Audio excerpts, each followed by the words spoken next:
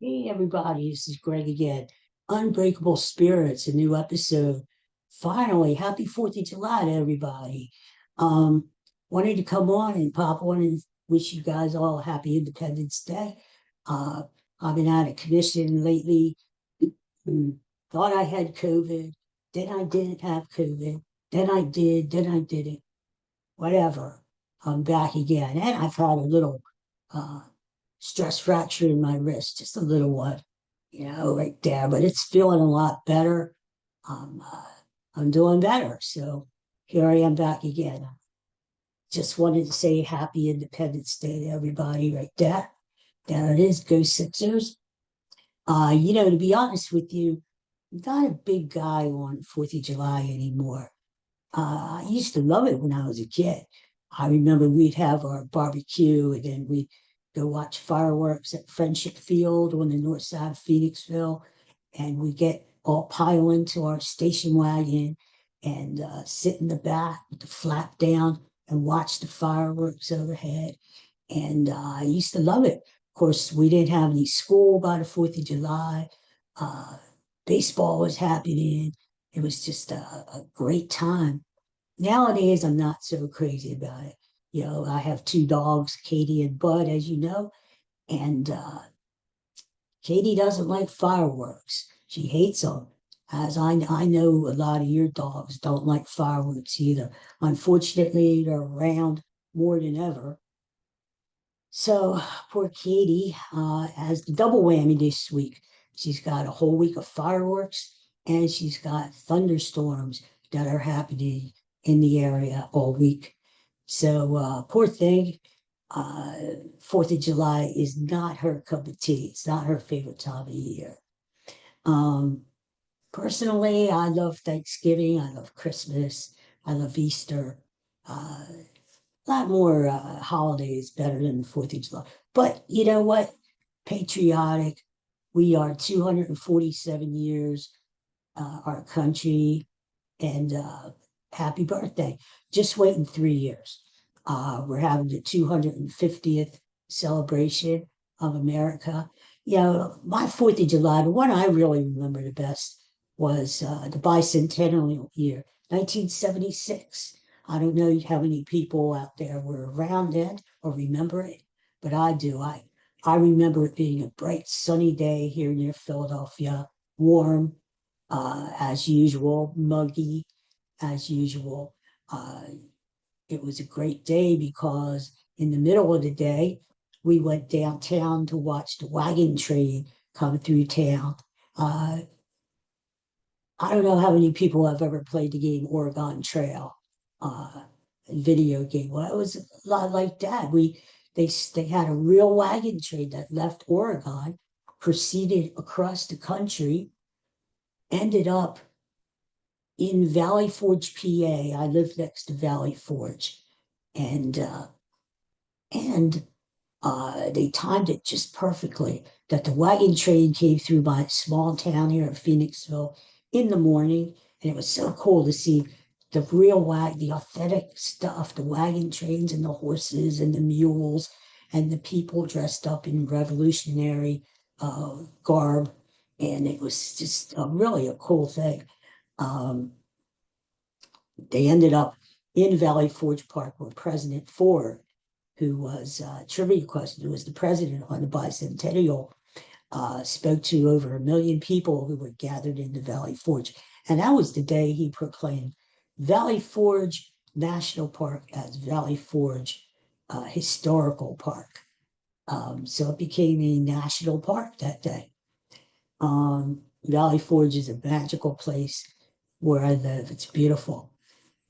So that's the 4th of July I remember best of all. Um, Other memories I have of the 4th of July are movies, blockbuster movies. And the blockbuster movie that I remember most of all is Jaws. It came out in 1975 and it still scares the hell out of me. I remember the lines of people who stood outside of the movie theaters just to get in to see Jaws. And Steven Spielberg, it was one of his first films and great cast. But who I loved most of all was the guy who played Quint, and the great dialogue, the great speeches in that, the great lines in that movie. You're going to need a bigger boat, and the speech where Quint talks about being on the USS Indianapolis, which went down in World War II in the Pacific, and many of his crewmates were eaten by sharks. That's how he got into uh, fighting sharks. It's just such a brilliant scene and a brilliant dialogue. And Robert Shaw played Quentin. He was just a great actor. He was in The Sting as well, another one of my favorite movies. But Jaws was a blockbuster. And then 10 years later, the day before the 4th of July, Back to the Future was released. And that was a blockbuster too in the summertime, a surprise blockbuster. Not too many people thought that Back to the Future was going to be as big as it turned out to be. But far different from Jaws 10 years earlier. Back to the Future was this fun, scientific ride, a lot of laughs, a lot of excitement with the great Michael J. Fox, my friend. So I remember Blockbusters, and I also remember how can we think of the 4th of July without baseball? When I was a kid growing up, doubleheaders every 4th of July. Usually during the day, a doubleheader would start at 1 o'clock. You would get home and have your cookout and your fireworks. A lot of doubleheaders were twilight doubleheaders that started at 5:30 in the afternoon, and you'd have baseball till 10 or 11 at night. Just a great way to spend the holidays, It's just great. Nowadays, we don't have doubleheaders anymore. They're called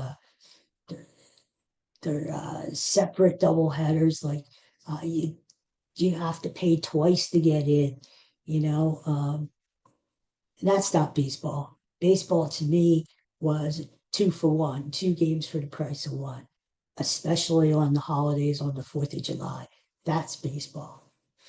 Nowadays, it's the hot dog eating contest from Coney Island, and you know, the winner gets the mustard belt.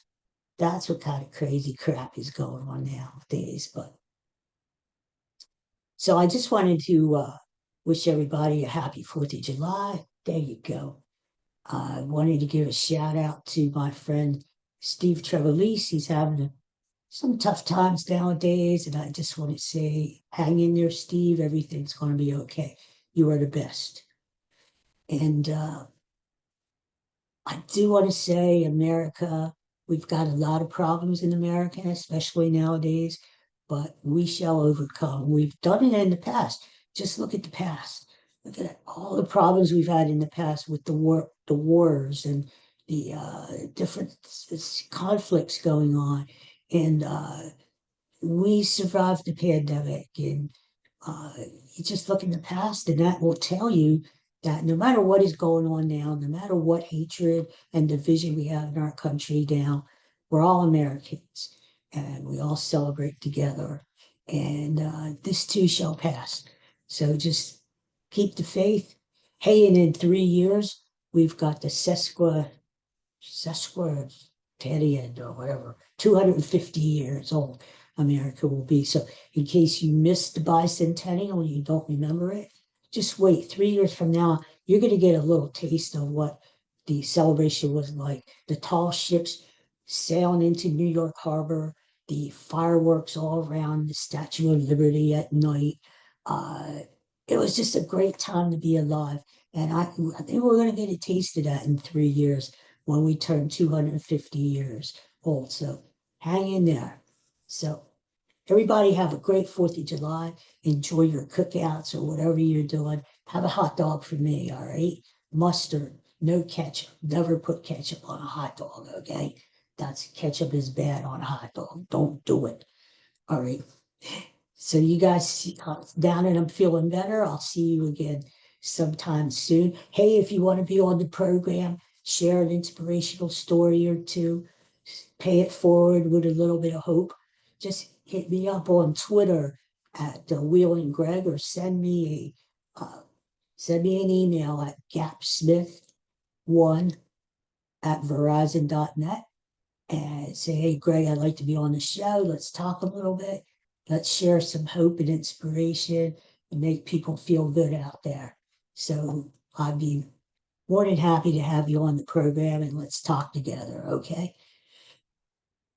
Everybody take care. Peace and love. Bye bye for now. Happy 4th.